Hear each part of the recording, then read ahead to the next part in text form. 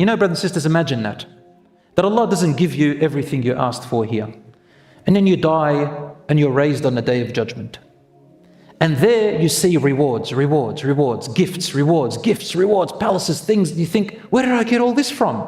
I don't deserve all this. As far as I remember, I didn't do that many prayers. I didn't do that many things for people. And it will be said to you, these are all the du'as that weren't responded to you. Allah owes them to you. Here you go. It's back pay. Subhanallah.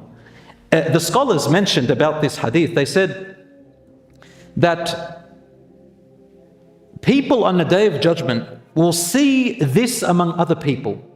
That when they see how much Allah had given them because He owed them the du'as, Allah doesn't owe anybody anything, but Allah subhanahu wa ta'ala made it upon Himself to owe you, that they would wish if all of their du'as weren't granted in the former life. They all wish that if all their du'as weren't responded to and that they left it all for today from the goodness that they see. Therefore, brothers and sisters, nothing is ever gone. Be very careful, brothers and sisters, from transgressing in your dua. And I will count 11 ways that you transgress against your dua. Allah says in the Quran, in the verse that I recited before in Surah number 7, verse 55, call upon your Lord with humility and in secret. Surely He does not love transgressors. Transgressors in your dua. So we're going to enumerate what transgressing in your dua means. Meaning, don't cross the boundaries in how you make dua. Number one, don't ask. Transgressing dua is asking for supernatural, impossible things. I mentioned before, let me fly, return someone from the dead for me, make me a woman if you're a man, and so on. These are du'as, transgression. Allah will not respond to you. Number two, asking something against Allah's set laws and boundaries. For example, you make a dua for forgiveness or paradise for the disbelievers who have passed away.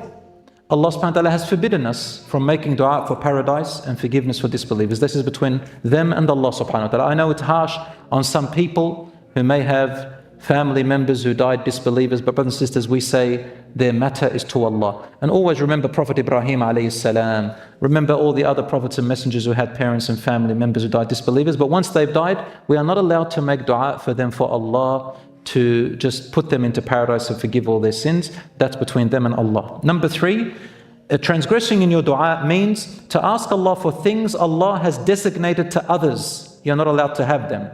For example, to say, oh Allah, make me a prophet, make me a messenger. Or to say, oh Allah, make me the intercessor on the day of judgment instead of Prophet Muhammad sallallahu alaihi wasallam. Or you say, let me know the unseen. Or you look at a person who's got something and you say, oh Allah, take away that something from that person and give it to me. These are all transgressions of dua. Number four, to ask for haram things. Oh Allah, make me blessed with adultery. It's not going to work. Oh Allah, grant us a righteous child from my girlfriend. This is haram. Oh Allah, grant me a profit from haram sales. I sell something haram and I say, oh Allah, bless my money. And then I get all these profits and I say, Allah has responded to my dua. La habibi, this is going to be a punishment for you. Number five, raising your voice too much in dua.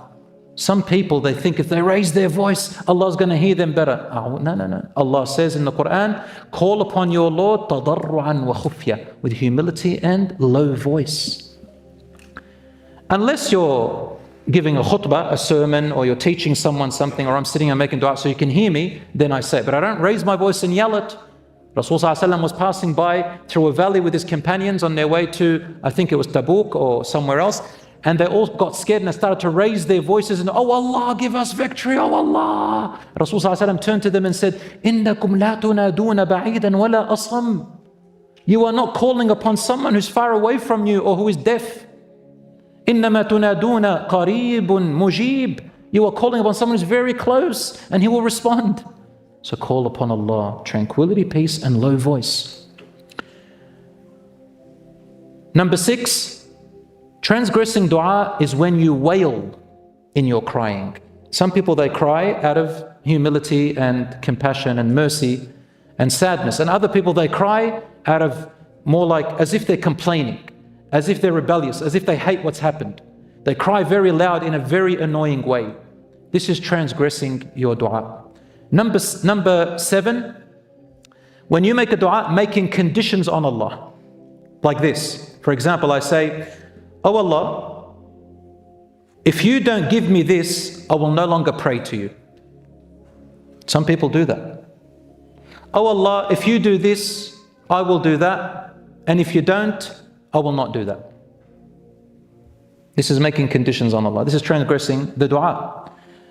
Number 8, asking in too much detail. "Let me enter through the white door of the right place of paradise with a white palace on the right side of paradise with hinges made out of fairy dust," and so on. You don't make all this dua in detail. Number 9, changing the dua into a lecture. Now this applies to people who make dua in public. Some of them, when they make a dua or they pray Taraweeh, they turn the dua into a lecture, a maw'idha. "Oh Allah, the graves and the door that will open in the grave and the darkness of the graves, and when the worms come and eat my body and it starts to deteriorate and I have no father or mother, and the ugliness of this and the ugliness of that, oh Allah," and everybody starts crying and you're moving the emotions. This is transgressing the dua, turning the dua into a lecture. Sometimes people stand up and they're making dua, for example, that goes on for 40 minutes. And it's no longer a dua, it becomes a lecture. And just to move the hearts, this is not a dua. Number 10, starting each and every name of Allah, stating each and every name of Allah and making dua after mentioning each and every name. I don't know if you've heard this before. I've seen some people, especially when they pray Imam or when they make dua, they mention all the names of Allah. And they start going one by one, and make dua one by one. This is transgressing the dua.